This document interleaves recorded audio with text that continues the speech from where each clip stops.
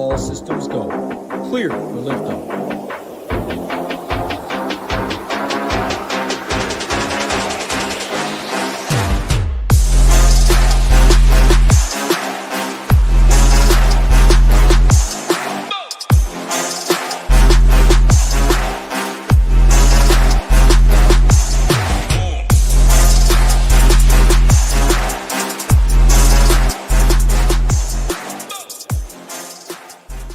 What's going on, everybody? Happy Thursday. Whenever you're watching, Friday, Saturday, we're talking UFC like always. I'm joined by my man, Big Marley. 12-fight card. We had 13 fights a couple hours ago. We're just used to it by now.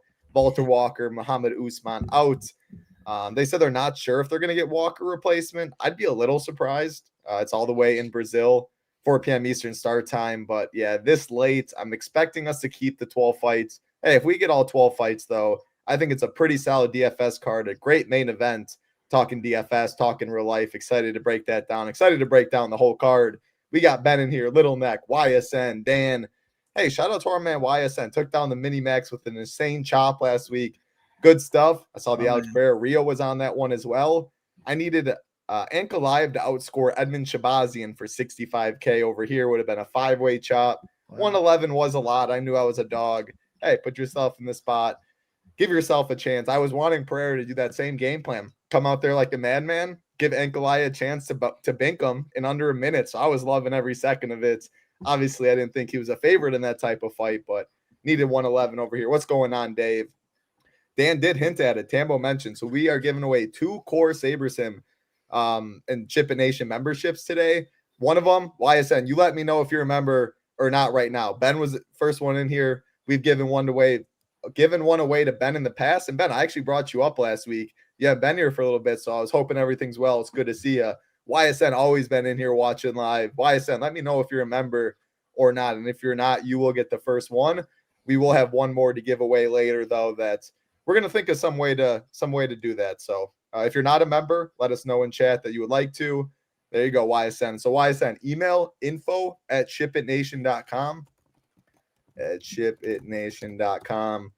Again, we're giving 2 ways, so one more after that. You're always in here supporting. We would love to have you. So email info@shipitnation.com. Say that you're YSN, you were picked on the MMA show, and you will get 1 core SHIPIT Nation membership. So shout out to you. Hey, if you're not a member, we also up above, you can see 5 days for $19 using the code SHIP19. No better time to get in. MMA, NFL, college football, MLB playoffs, NASCAR, NHL. I mean, you name it, we got it going. It's the best time of the year. $5 for 5 days for $19. You cannot beat that deal. But we will be giving away one $99 core and SaberSim package later on as well. Big Marley, how we doing today? 12 fights. Excited? Good. Yeah, I mean, always excited for a Charles Oliveira card.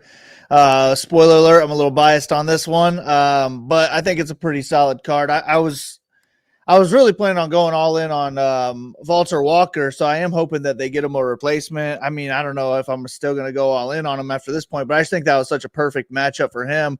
But it is heavyweight in Brazil. I feel like they can find somebody to take that spot, so maybe we'll end up getting somebody there, and we could possibly still have somewhat of a free square. But even without it, it's a pretty good card. I haven't really spent too much time building lineups, so maybe I'll do that as we go along. But I know I'm going to be heavy on Charles Oliveira this week. Yeah, I like it. Yeah, you're absolutely right, Dave. I mean, no regret from doing the bet. I thought Corey looked good until he got binged. Rob's just that guy. I messed up my script with the new lineup groups and stuff on SaberSim. Like I was doing like my 1 or my 40 or whatever I had in the main, and then like my 100. Like somehow it got all messed up where I accidentally had like 100% Marab. I was so concentrated on the main stuff, like it just SaberSim gave me like the top, what they thought was the top sims, and put them all in that contest. So I was looked after. I'm like, what the heck? I had 100% Rob. I got lucky on the stuff I had, yeah. But I learned my lesson. I had a bunch of Corey and stuff in the $3. Hey, it's good. It's good to see you, Ben. I know you've been dealing with that, but it's awesome stuff that we can help out just for an hour. Hope your day, your health, everything does get better. We appreciate you coming in here for sure. Yeah, any broad slate overview, Big Marley? Like I see you have 1, 2 5-star fights, 1, 2, 3, 4, 5 4-star fights. on a 12 fight card, that's pretty good. Seeing majority of the fights 4 or 5 stars. Any broad slate before we go fight by fight? No, I might end up changing those as we go through this card. I knocked those out in the last like 10 minutes or so. And I feel like the last couple times we've done a podcast, you've talked me into changing a couple of them. So really just looking forward to getting into it. There's a couple fights I'm right in the middle. The ones that are all threes in the middle. I'm kind of hoping you can lean me one way or another. Those are the ones I can be swayed on. But other than that, I feel good about a side or another. Yeah, well, last week I leaned you into Macy, and Macy couldn't have looked any worse. So hopefully we don't have something like that today. All right, let's take it away. The first fight of the night, Luan Lacerda, minus 255. Simon Oliveira, plus 215. This fight's minus 350 to finish. Lacerda, great inside the distance prop, minus 175. Oliveira, plus 350 on the way back. I'll throw it to you to start this one off. Right away, what are we doing? Man, I feel like we're going to have to use it just because we have a minus 400 fight ends inside the distance. These are two guys we can't necessarily trust. Neither one of them are really winners in the UFC. Both of them are primarily grapplers though, and that's good for DFS. Oliveira really has no chin at this point, and to me, the line looks like people could not wait to see the name Simon Oliveira and just bet against him, because nothing yells out that Luan Lacerda should be a minus 250 favorite to me. He is younger. He's got more potential. He hasn't been embarrassed as many times in the UFC. He's got that going for him. But he didn't strike me as a great wrestler who's going to just go out there and dominate Oliveira on the ground. And he's not a power puncher who's going to really test Oliveira's chin. So I think this is a fight that could go either way in a grappling contest, and either one of them could get submitted. So I have a feeling I might be a little underweight on the Lacerda side and overweight on the Oliveira side, which is gross. But I don't see anybody rostering Oliveira on this card, and I think that they'll just chase after the fade and be on the Lacerda, make him a little bit heavier owned than he should be, in my opinion. So I'm not sure on this one ownership-wise, but I think I'll end up having more lineups with Lacerda, but more leverage with Oliveira. Makes a lot of sense. I very well might be the same. Like, I just want to play a lot of this fight. Now, right away, you see the last name Lacerda. You might be thinking Daniel Lacerda, the guy that was 0-5-1 in the UFC that, I mean, was running around the octagon against CJ Vergara, the guy that we literally went all in almost every single one of his fights. It's not him. But this Lacerda, he only has 2 fights in the UFC, both of them in 2023. So to be a minus 245 favorite when you haven't fought in 2 years, it's very interesting to see that. It's like you said, it's almost a bet against Oliveira. People just don't want to pick him. This odds, like you mentioned, the inside the distance is good, but the submission prop, Lacerda's plus 100 by submission. Oliveira's plus 600. We got Lacerda in round 1, plus 200. This fight, minus 350 to finish. The over took a little money. It was minus 400 on Monday, but man, seeing minus 350 to finish, minus 175 for Lacerda, plus 200 inside the distance, he's an easy click. And he's someone that you can go to, plug in Mesquita and go all the way to Lacerda and leave 700. You aren't giving up much upside at all. Oliveira, if he's going to be pretty low owned, which I think he kind of will be, he's got to be one of my favorite dogs on the card. I mean, I think Lacerda will be decently high owned, so you get some leverage. I mean, it's minus 350 to finish. If he wins, plus 210 isn't crazy. Like, how does he not score in this fight, especially if you think it mainly plays out on the mat? So I easily could have more Oliveira to the field than Lacerda. I wouldn't be, I mean, if I'm overweight on both guys, I would honestly like it. I like how people get scared of the first fights of the night. They're all independent to each other. It means nothing. This is a fight I probably want to get overweight on both sides. It can hit the mat, heavily favored to finish. And people will want to click on more known names, I think. Like, the ownership's going to be there. But for the casuals that want to play people they know, only building a couple lineups, they don't know these 2 names. So maybe they go, it's overlooked just a little bit in that aspect. Anything else to add on that one? Off memory, I think that Oliveira has never been submitted in his career, but he has double-digit submissions. I do think Lacerda has around 10 submissions as well, but he has been subbed once himself. So I sometimes do look at that when it comes to fights that I think are going to take place on the ground. People who have never been subbed before, it's hard to think that this is going to be the first time, but it should play out on the ground. So, yeah, I think it's a good fight to target, and it's closer to a 5-star than it is a 3-star for me. 100% agree. Yeah, that's interesting. I mean, you see a guy that's never been subbed. Oliveira or Lacerda's sub prop open plus 135 and has taken a good bit of money plus 100. So that's how books seen it go down. Lacerda by sub. Let's keep it rolling to the next fight on the card. The second biggest favorites, actually, excuse me, the third biggest favorite on the card, Julia Pilastri, minus 550, Karolina Kowalkiewicz, plus 400, plus 250 for this fight to finish. Pilastri, plus 250 inside the distance. Kowalkiewicz, plus 1,200. So some money has come in on the under, almost all on the Pilastri side. As you see, it was plus 300 to finish, now plus 250, and Pilastri was plus 325 inside the distance, now plus 250. She's like the same as Basharat, Zalal, and Hardy for me last week. Maybe a little stronger, since I do think the upper tier might be a little weaker this week. And plus 250 inside the distance is pretty good. I'll throw it to you. Do you think there's any wrestling upside in this one? And I see you have it a 1-star, so it doesn't look like you're getting to this fight at all. But what are the past Pilastri gets there? Are you going to play any Karolina? Yeah, I think this is kind of like the Hardy fight for me last week, where I'm just not going to pay $9,400 for Pilastri. You almost got that first round sub. Oh, dude, I was sweating it too. You're right. She did. I was actually going to be pissed. Yeah, me too. But then I didn't even see her final score. I knew it wasn't going to be enough. No. But I think it is similar to that, but her being the one that has more wrestling upside. Either one of them could mix in takedowns here. But the way I see it is that it's going to mainly take place on the feet. KK's probably like the more technical striker. She used to be faster, but she's 40 years old now, slowing down. She's not going to be as high paced as she used to be. So I think Pilastri is going to be throwing the harder shots. She'll keep up with her in the volume. And I think she has the slight wrestling edge, but just $9,400 is too much for me to pay. So if I had to roster this fight in any lineups, I'm probably going to have 20 or less, I would guess. But if I'm hand building any lineups, I would rather click on the KK side of this one. So full fade unless I do get to a little bit of KK because she's 6,800. It's WMMA, so she is somewhat live.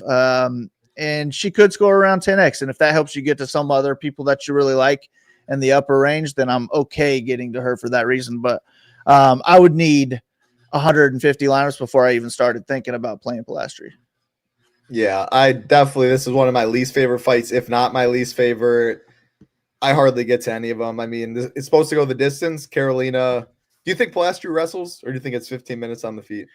I'd give her a 1.5 takedown prop. Yeah, so I mean, if it does mainly stay on the feet, Karolina gets back a 6,800 dog that goes 15 minutes and averages over 5 significant strikes per minute.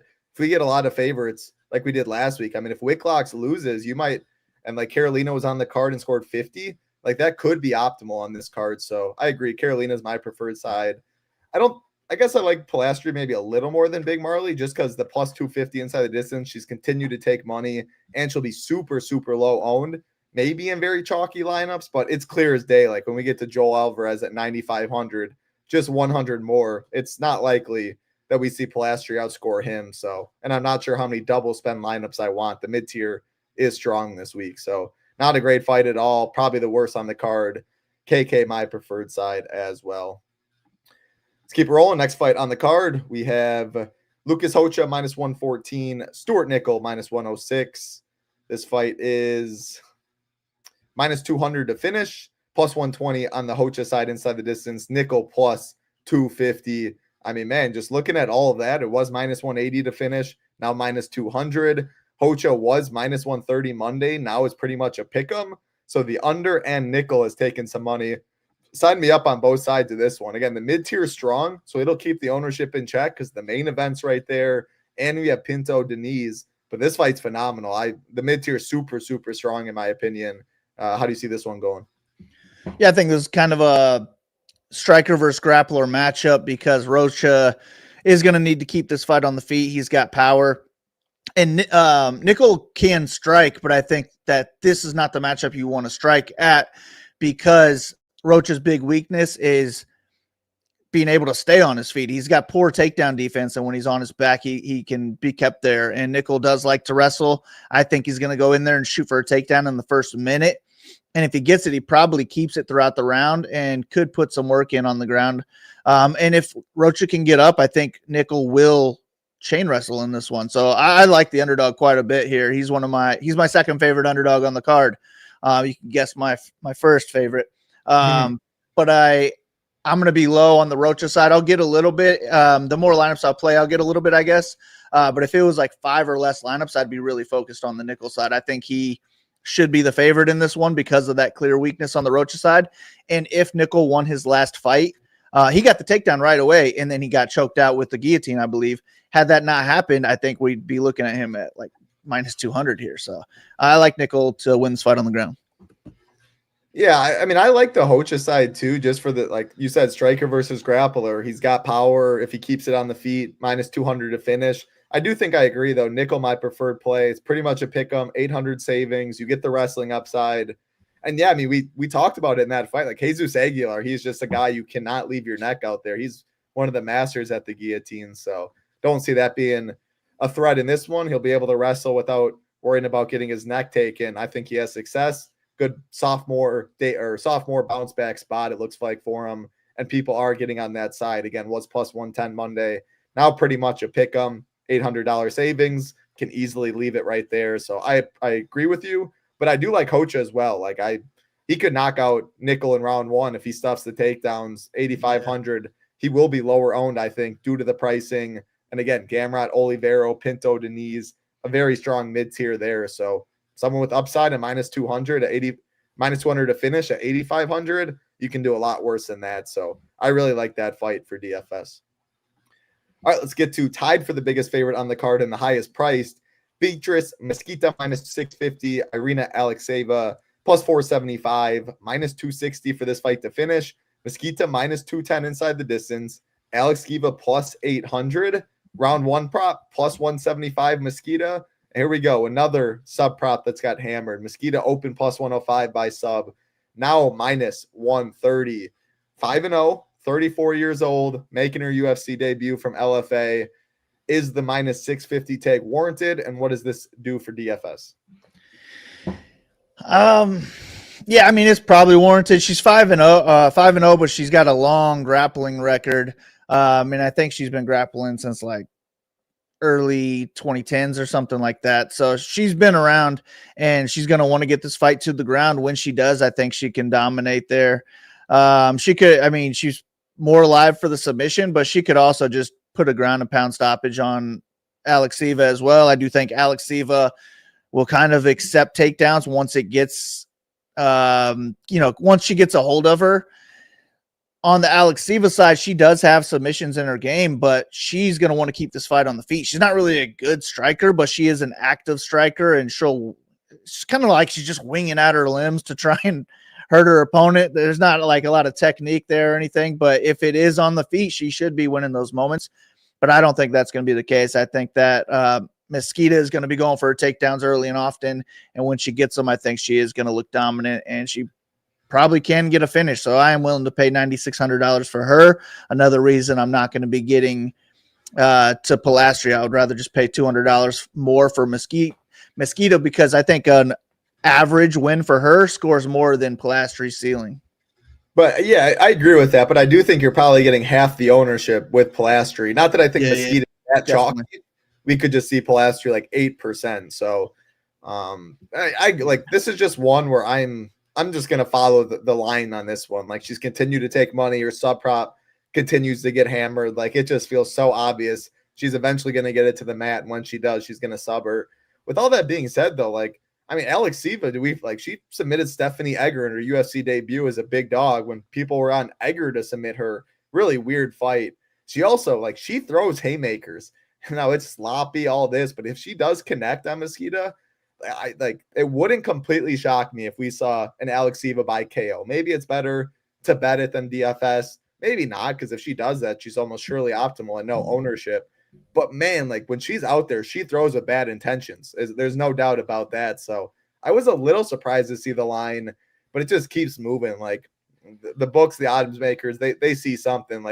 It's going to be a free takedown, and from there it's GG. So that kind of took me off of Alexeyeva a little bit, because her losses could be 7 points, whereas Carolina, her loss could be 48 and still have a chance. Where the ceiling, I would say Alexeyeva has a bigger one, but at those prices, we don't necessarily need ceiling.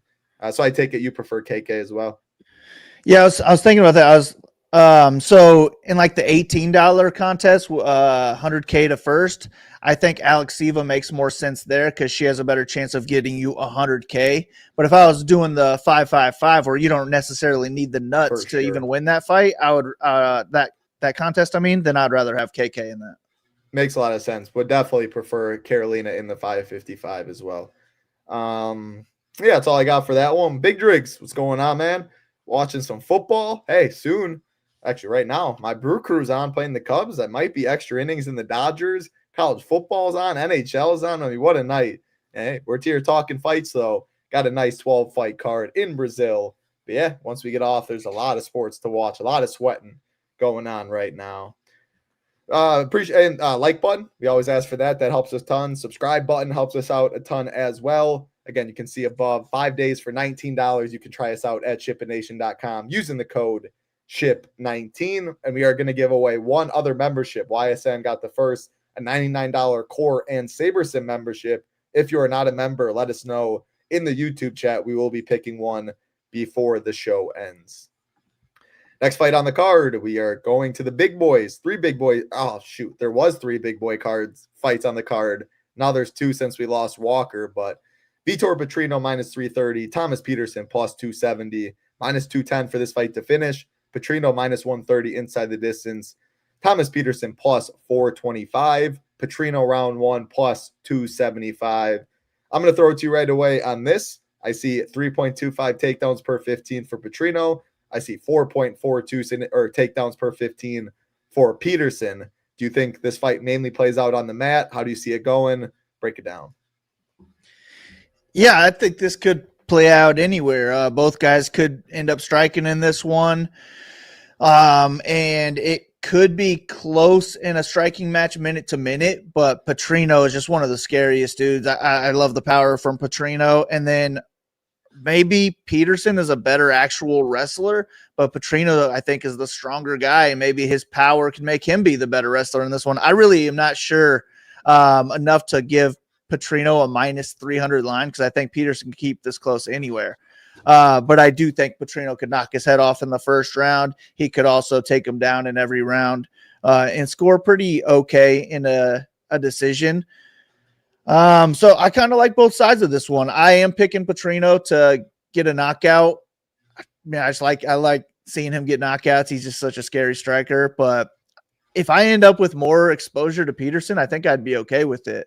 I built one lineup earlier in the week, but Walker was on it, so I don't even know what the heck I'm going to end up doing now. But I'd imagine once I get back to building lineups, this will end up in whatever that first lineup is that I build. So like a single entry or whatever you have it. This is a fight I would want to target either side of. Maybe I start with Petrino, start building out the lineup, see how it goes. And if I don't like it, I take out Petrino, put in Peterson, and build from there. But I like this fight both sides. The worry would be that it does take place on the feet, and it is a minute-to-minute type of fight. Neither one of those guys would score well in that situation. Yeah, I like this fight too. I think I prefer Peterson. Like, I don't have a strong lean, but just like if it was the minute-to-minute on the feet, and then like Peterson got one takedown or whatever, he scored 72. Like 72 has a chance at 7,100 to get there. With Petrino, well, I said it earlier, and I still agree. The upper tier is probably not as strong as last week's upper tier, but there's definitely upper tier fighters that have clear upside now. 9,500, 9,600. Some of them way up in the upper tier, but you still need 100 plus, and maybe 105 plus up top. So like 90 is very much in play for Petrino. And I don't know if I want 90. However, there's definitely upside for 100 plus. If he just dominates the wrestling, like I don't think Peterson really gets up. Peterson's tough to finish, though. He's a junkyard dog. He'll walk forward and fight for your dollar. But, man, just like pure athleticism and just you look at these two and they were in a bar fight, there's no chance you're picking Thomas Peterson over Petrino. Yeah. Like I don't believe the 1 inch height advantage. I'm excited to see weigh-ins. Like it could be 2-3 inches. It says 3 inch reach advantage. Yeah, I mean, it's night and day when you look at these two, but you can't always do UFC like that. If you do like doing UFC like that, just play Petrino and not Peterson because they're going to look like two different species. But Peterson will fight for your dollar. Junkyard dog, both have takedown upside. Who's the better wrestler? It might come down to probably Petrino because of his athleticism, but you're paying $2K more for that. So, yeah, it's a fight I want both sides of for sure. I will say I do prefer the first fight, though, in a similar range. I do prefer Lacerda Oliveira, I believe. You have them both 4 stars. Do you have any preference there if you had to pick? What fight's more likely to be optimal? Dang, I don't know. I'd say that's close. I have less trust on the first fight, but maybe that's a good thing, Maybe that's what I want. Yeah, exactly. Yeah, Give me all the chaos. Yeah, I don't know. Maybe I have no idea. That's close. I'd ask me in Discord on Saturday, and I'll see how my lineups end up. What I have more exposure to, I guess. There you go. That makes some sense. All right, we'll keep it rolling. Next fight on the card, another good fight. Clayton Carpenter -125. Rafael Filo +105, +115 for this fight to finish. The underdog, Filo, better inside the distance prop at +210. Carpenter +350. Very similar to the last one in the sense of you go and look at the takedowns, over 2 for both guys. Interesting, though, Filo, the better inside the distance prop for being the underdog, but it's also really not. Like if you go and look at his record, almost all of his wins by finish, whereas Carpenter can go to decision. The big difference, we're looking at sub props in this fight. Filo +375, Carpenter +550. Whereas the KO, Filo +650, Carpenter +950. I was looking at this more as like Carpenter probably edges it out on the feet, being more technical, mixing stuff in better. Whereas if it hits the mat, I mean, both are good wrestlers, but Filo looks like the more dangerous grappling upside in this one. So for that reason, for being 200 less, I prefer Filo because I think he has more upside. But man, can Carpenter go out there and get 5+ takedowns, wear him out on top, and get a 98 that way? I don't know that Carpenter has high 90 upside or not. I do think Filo is the more dangerous grappler of the two. But I would think that Carpenter is probably a little bit better of a wrestler and just more active of a fighter. I trust him to shoot for more takedowns throughout the fight. And if the fight doesn't take place on the ground, then I like Carpenter to be the better striker and the more active striker as well. So I just think he probably does enough to win this fight on the cards. And I don't know that he's going to want to get 5+ takedowns against Filo, whose best chance is going to be on the ground. So I would think Carpenter kind of wants to keep this fight standing, win his minutes there, and then if Filo tries to shoot, maybe try to turn it around on him, sprawl, get the takedown on him, stay safe in top control. But if that is the case, you're getting the sprawl and then top control, then you don't even get the takedowns. So that's even worse. So I don't know what I'm going to do with this one. I think it might even be closer to a 2-star than a 4-star. And I don't even know who my preferred side is. I would say I'm just going to try to avoid this fight. And if I end up with either of it, I'm okay with that.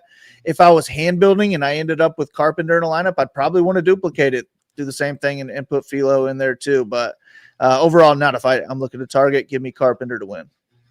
Yeah, I think it's closer to a 2 than a 4-star, probably too. In a loaded mid-tier range, I don't think I get to this fight too much. I think it's just more evenly matched, open plus, or it's +110 on Monday to finish, now +115. Like it's hard to see this fight getting there, going to the distance. So I don't love it relative to others on the card, but it's not a complete X fight since there is wrestling upside on both sides. Man, just two tilting outcomes in the last 30 seconds. I get this message, Lil Jordan touchdown catch would have been amazing. Then I see an Ian Happ homer, and the Brewers are already down 3-0 in the first inning. So hey, can only go uphill from here. All right. There you go. We will keep it going.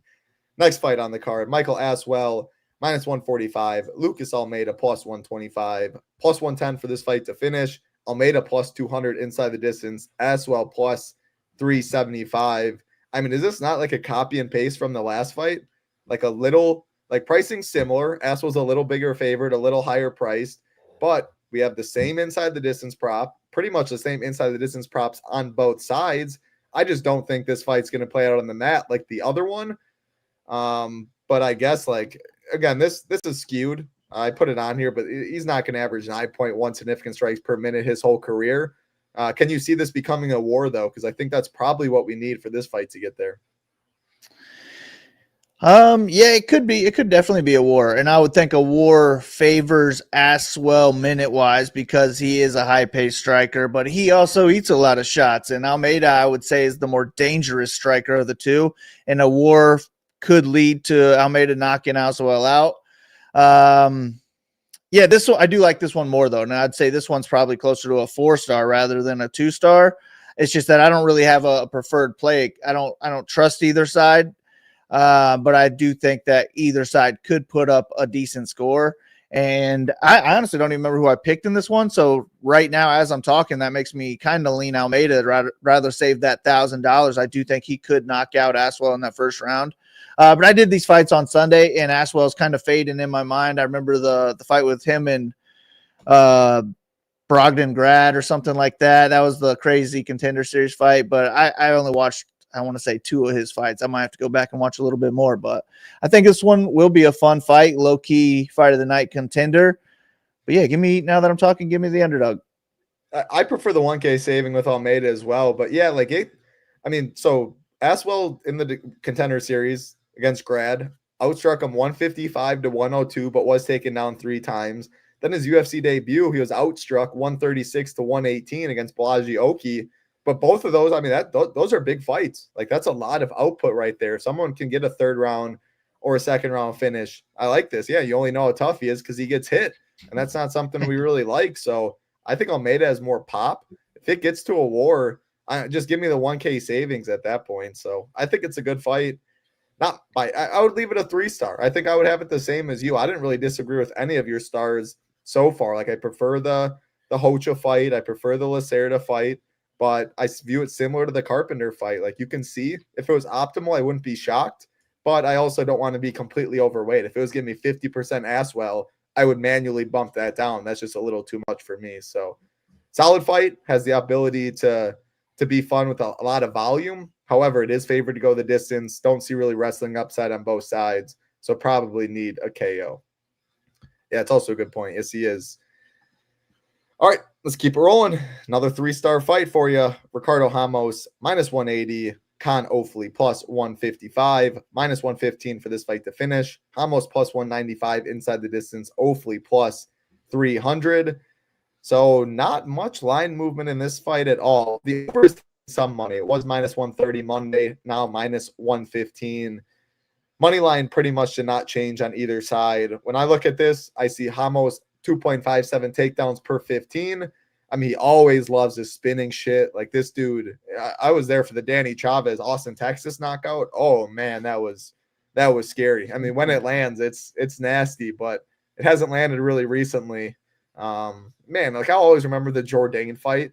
Like, Jourdain submits him. Like, come on, buddy. Like, I don't know what to do with Ramos. One fight he'll look like $1 million. The other fight he looks like a flake. Which one are we getting today?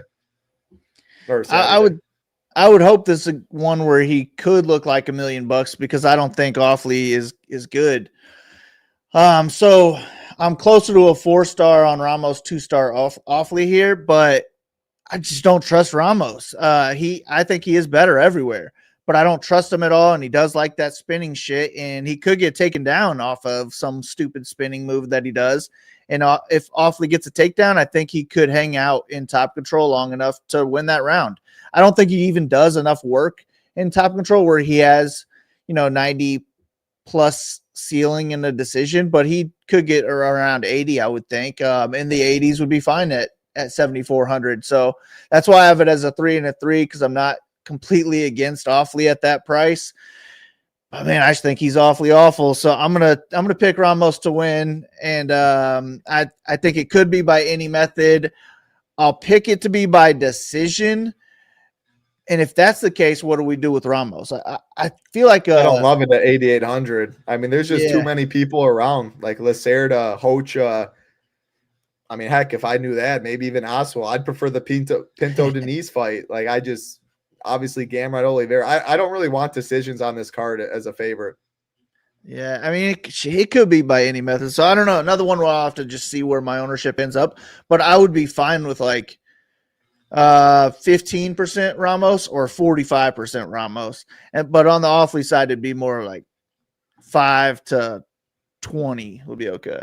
Yeah, I if I had 30%, I don't think I would say no to Ofli. I mean, I personally would, because I got Oliveira, I got Almeida, and Nickel. I like those. I don't want to be overweight on all of them. Yeah, that's fair. It's like the price tag with the money line with the fight expected to finish. Just seeing that and just knowing how Ramos can be a flake on his worst days and fragile, like I'm fine with it at 74. I honestly don't have a preference on the preferred side. Like Ramos falls down the list of my preferred fighters in the upper tier. He's not going to hit like my top 4 that I always do. So probably Awfully is my preferred play, but Tambo would really love your one-liner right there. Awfully is awfully awful or whatever you said. That was pretty good. That's all I got in that one. Awfully awful. Yeah, nice. Yeah, you without even trying, you had a pretty good one. All right, couple fights left. We are to the next one. Mid-tier fight, the second of 2 heavyweight fights. Jonathan Deniz minus 135. Mario Pinto plus 115, minus 160 for this fight to finish. Deniz plus 180 inside the distance. Pinto plus 200. I do not like to see that. Minus 250, this fight was to finish on Monday. Now it's minus 160. That's a concern. I mean, if this fight does not finish, I do not see it being optimal. Do you see either wrestling? Like, neither prefers wrestling. I think Pinto would be the one, if anyone, probably. Deniz, the kickboxing background, but man, I think these guys stand. I think they're a little worried about each other's power. And if something doesn't get through, like, it could be really boring. So I have less interest in this fight than I did Monday. I mean, minus 250 to finish versus minus 160. That's almost a whole dollar. That's very noticeable and notable line movement. So yeah, what's your take on this one? Yeah, I had to go back and see what my take was actually, and I said that I don't think either guy shoots in this one, and we'll probably get a split decision type of fight from the judges. So that makes me want to fade this fight, especially I did my 4-star just looking at minus 250 inside the distance, knowing that they both have power. But I do think this could be a low-paced striking match where they both are durable enough to go 3 rounds. And if it's going to be heavily owned, then I'm going to go underweight to this one. The metrics make it look good, but yeah, they both are like decent enough to survive. No one should be completely better anywhere.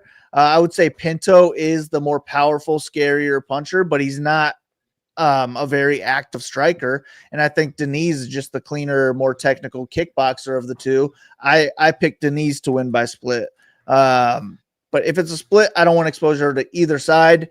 A knockout I do want. So I'm not sure on this one. I'm going to lower that 4-star though. I do know that because the ownership will be there with a minus 250 inside the distance, and it is right there in the mid-range. So maybe just underweight is my play on this one. Yeah, I very well might start leading that way as well. Deniz is my preferred play just because of the 400 savings in a coin flip fight. Like, you get a little different leaving 400 really easily. But man, right now I very well might switch that. I'm gonna look at your projected ownership like always and build out some teams. But my lean is kind of underweight right now too. Again, the mid tier is so strong. Main event's obviously way better. Aswell made, if you want to call it mid tier, it's fine. So let's go with that. Obviously, we both like Hoach and Nickel more, but Carpenter fight or this fight? You only can pick one. This fight, just because I think they're both more likely to finish. Yeah, you're right.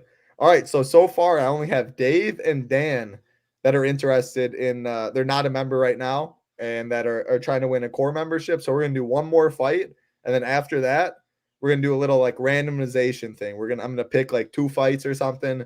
You pick one fighter. Big Marley's going to type in private chat.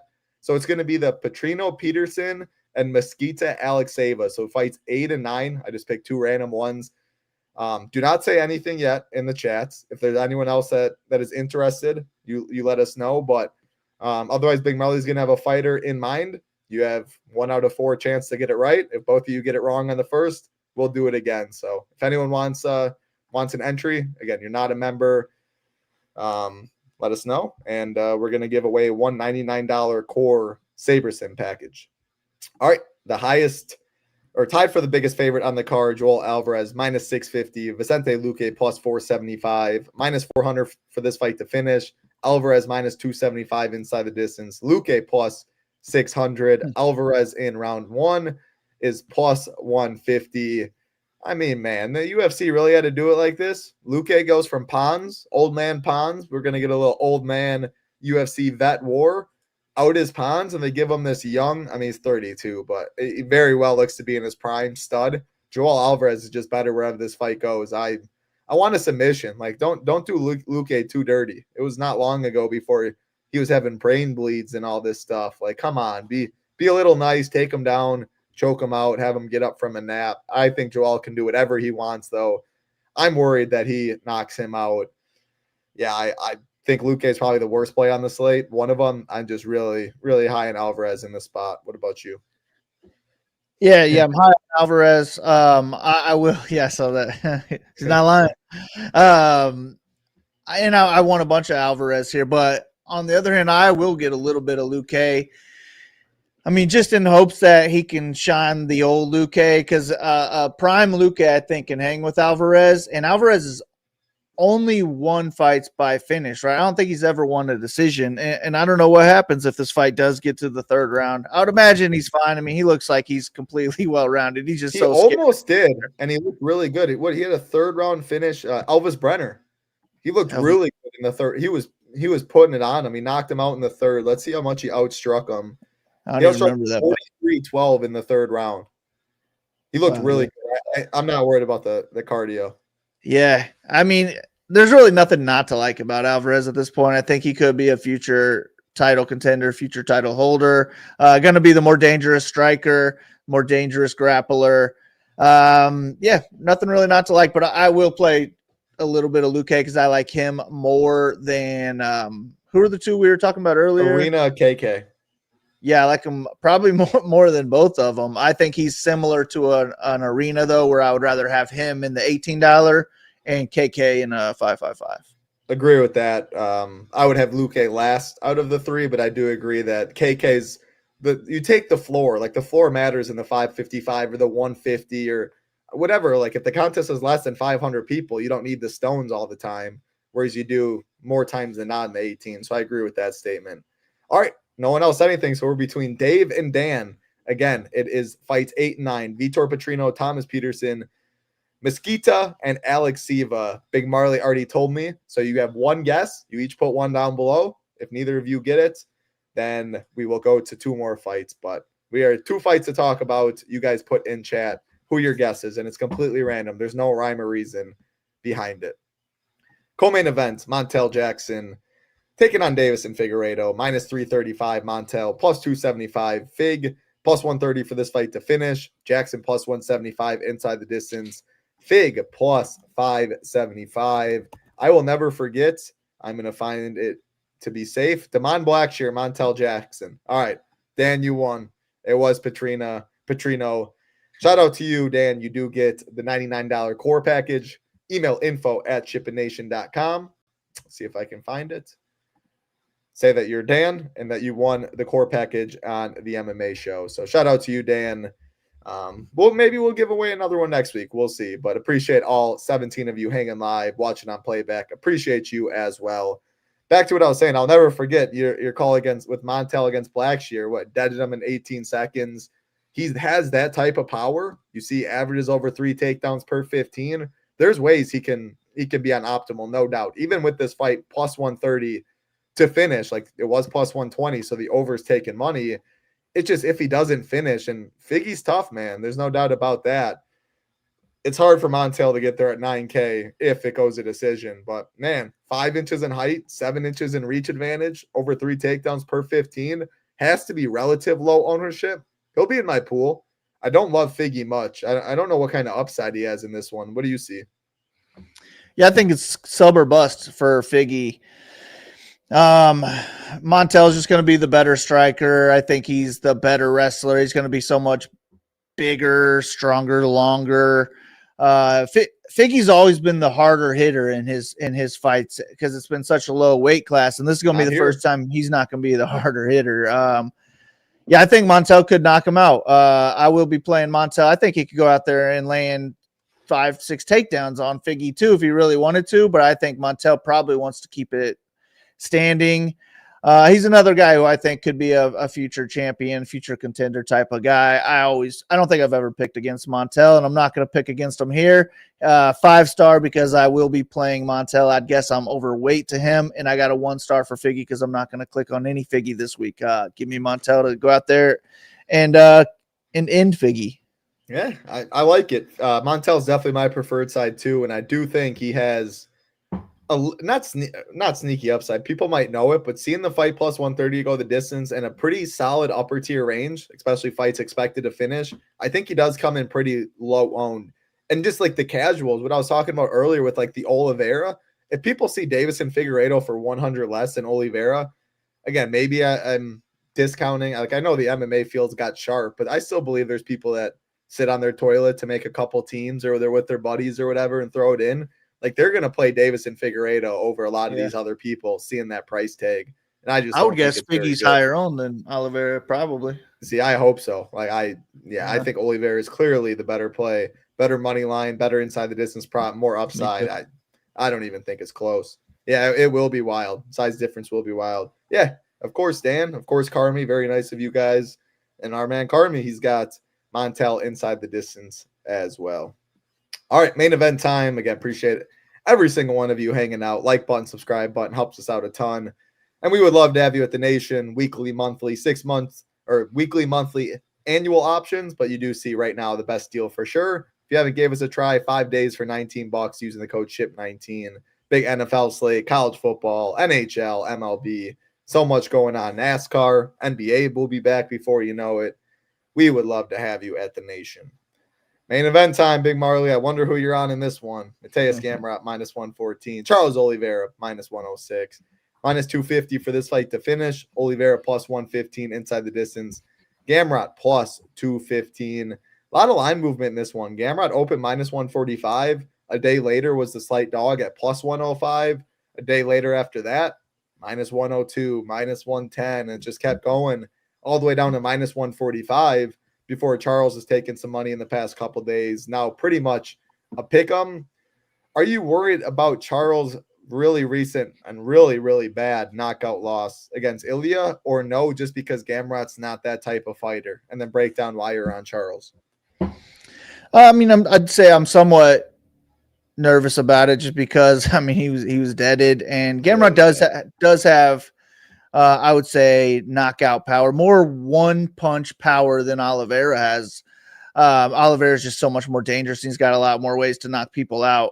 But I also saw a video my guy Hey Jives Picks posted on Instagram earlier today, and he said all these people that Topuria knocks out and you think their career is about to be over because they're so dead, they come back and they win their next fight. So he's got that going for him. And I just think that Oliveira is just so much better than him everywhere. Better striker, better grappler. Not everywhere, because Gamrot's a better wrestler. If Gamrot wins this fight, it's probably going to have 10 plus takedowns. If Oliveira wants to stand up that much, I think Oliveira will accept takedowns. I think he will be fine hanging out on his back for a while. But I don't think that Gamrot's safe in top control. A guillotine could happen in the first round. It could happen in the fifth round.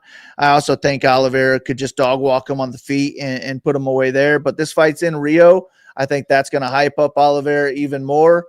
He was the one who was planning to be there. Gamrot took this fight on somewhat short notice. And I think that Oliveira anywhere in the world deserves this line. But in Rio, I would bump it up even more. So, yeah, I'm going to with 20 or less lineups, I'm going to be all in on Oliveira. That's just basically an extra bet on Oliveira for me. I already got a little bit on him, but I want a little bit more. So 100% Oliveira in my personal lineups, but I have a 2 on Gamrot because he has 130-point upside here. If you think he wins, play him for sure. Let's say this fight goes the distance. How much of those 25 minutes it takes place on the ground? A lot, and I would say that Gamrot is more alive to win if it does go the distance, and he would score well. So I would say half the fight takes place on the ground with Gamrot being the top control guy. Yeah, Gamrot is over 2 times likely to win a decision, plus 275 versus plus 600. I agree with that. I think he would stay safe on top, spend a lot of time on top after wrestling, which would be hard to give the other guy. The Phillies just lose. Phillies might have just lost, which would be hard to give Oliveira the win if he spends majority of the time on his back. Yeah, Phillies did lose. My Brewers getting crushed too. One last thing I wanted to ask about this fight, then we're gonna head out and enjoy some sports. Again, shout out to YSN. Shout out to Dan for the core memberships. Again, email info@shipination.com. I think in 20 or less, I will have 100% of this fight. If I was making 150, I would still strongly consider making that rule. I guess the only scary part is Gamrot completely dominates the first 2 rounds and Charles gets his guillotine round 3. Yeah. So like I can see a path, but with only 12 fights, the mid-tier is strong, but like you can poke holes in some of this stuff. Like I just think I'd rather play this fight over like even Montel and leave the money and get different that way. So because of their pricing, I'm debating doing it, but you agreed with like the 3rd round guillotine. So are you're not gonna make a rule? Well, I'm not gonna have 150, and I'm gonna have 100%. I'm gonna make my rule 100% Oliveira. I'm just hitting the lock button. But 150, I'd probably be all in. I don't know that I would make a rule that I have to be all in though, because I mean, not only the whole 3rd round guillotine, but it could be, a 2nd round guillotine, and they just get outscored by other fights. But this isn't a big ceiling card, so I think other cards that makes more sense on. But there's like, I don't know, like half these fights have 110-point upside in my opinion. So I don't know that is very live on this one. So yeah, I think you should just load up on this one. This is my favorite fight on the card by far. Alvarez, probably the best fighter on the card, which is why I got the 5-star there. But fight, this is the one you want to be all over. Yeah, 8 of the 12 fights are expected to finish. I mean, man, that's scary for you. You got to expect $0 back is in play, because if Gamrot wins this fight, you could be looking at 150. Like his upside is unmatched on this card with how many takedowns is possible for him. So I won't be making as strong of a lean. Just know if Charles Oliveira dominates, guess what? Big Marley's going to be super, super live for the shipper. But just know when you especially on a main event and like against a high volume wrestler, it says it all. Like Big Marley knows what he's getting at. I just want others watching this to know if you do make that lock button and Gamrot wins, like you could be looking at a monster score that just didn't go your way. So that's all I got. Any final thoughts on this card? Now I'm basically making it just like an extra bet. 20 lineups in the $18, extra 360 on Oliveira or something like that. If I was making 150 in there, I would not be doing 100% Oliveira. But that's why I'm not doing 150, because I don't even want any action on Gamrot this weekend. So I'm going to keep it to 20 or less. Oliveira's going to dog walk him in Rio, and I'm going to be celebrating afterwards. Can't wait. There you go. What a weekend we have on tap. Again, we got London football Sunday morning. We got 2 football games on Monday as well. College football, MMA, NASCAR, NHL. There's a lot of money to be made. Good luck to everybody out there. Again, shout out YSN and Dan. For the memberships, email info@shipination.com. Thumbs up on the way out. Subscribe button helps us out a ton. For Big Marley, I'm Title. Be safe. Good luck. Enjoy your weekend. Peace.